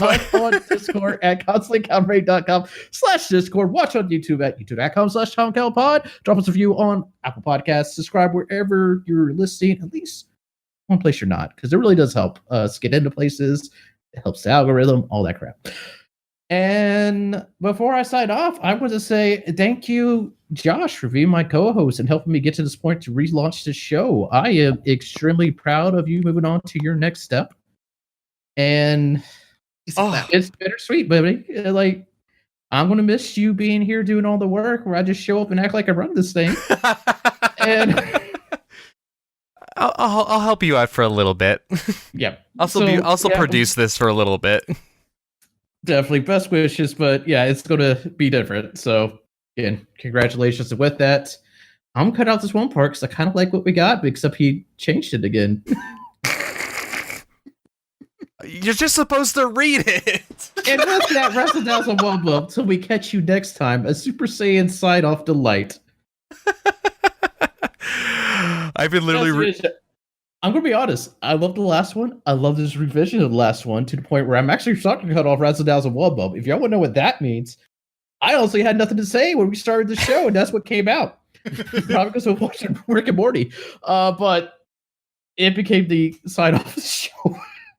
You know what? Whatever works, man. Literally, Constant Calibrating podcast sign off is a bit too good sign off because I got to episode 3 and I just wanted to be like all the big boys and have a sign off, and I just said that, and 300 plus episodes later, that's just become my personal sign off for everything. So we all say weird shit sometimes, and we're stuck with it.